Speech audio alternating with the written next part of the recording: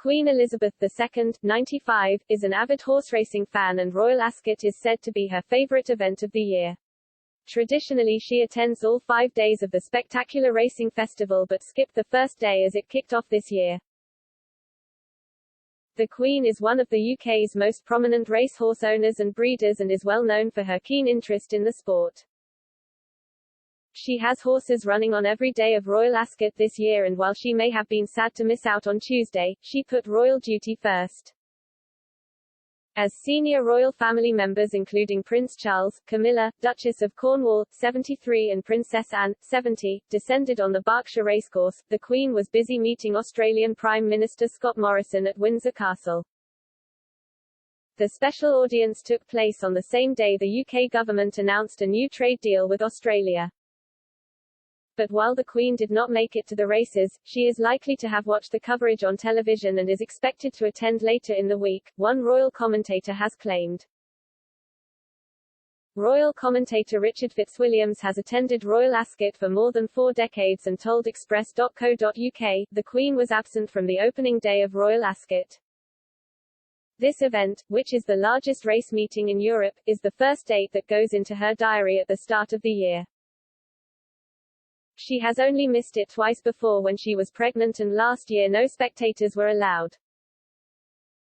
Mr. Fitzwilliams added, her racing manager John Warren said on Radio 4 that he anticipated that she would attend later in the week. The commentator praised the impressive royal family turnout at the event, despite the Queen's absence. He added, however, there were a large number of members of the royal family present, the Prince of Wales, the Duchess of Cornwall, who presented the St James's Palace Stakes trophy, the Princess Royal, the Earl and Countess of Wessex and Mike and Zara Tindall, which was a most impressive turnout. A crowd of 12,000 daily is allowed as part of the government's events research program, and I was highly impressed by the sights and sounds of one of the world's most colourful and spectacular events, though it was much scaled down in size. Some of the races, as usual, were enormously exciting.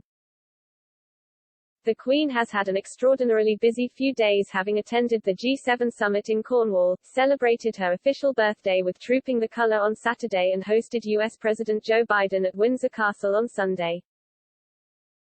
Mr. Fitzwilliams added, after visiting the G7 in Cornwall, attending a scaled-down but highly impressive Trooping the Colour the next day and then welcoming President Biden and First Lady Jill Biden at Windsor, the Queen has been exceptionally busy.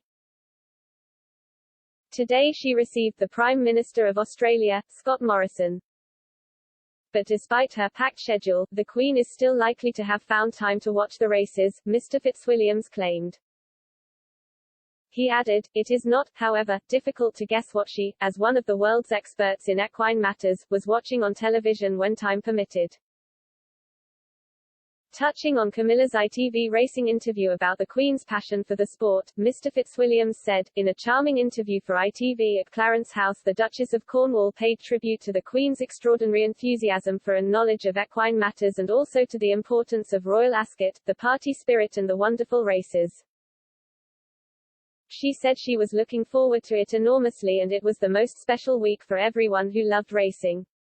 She predicted astronomical crowds when things returned to normal.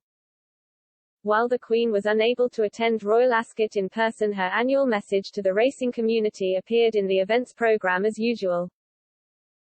This year the Queen's Royal Ascot message read, I am delighted to welcome all those attending Royal Ascot this year, as well as the millions of people from around the world who will also follow the racing remotely.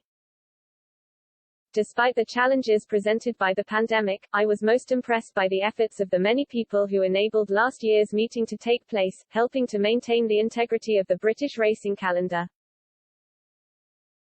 And after their absence in 2020, I am particularly pleased that some spectators will once again have the opportunity to visit the course for this unique and special occasion.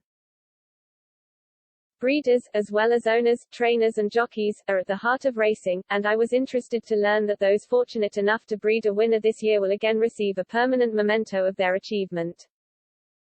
I wish everyone involved with this year's Royal Ascot a most memorable and enjoyable week.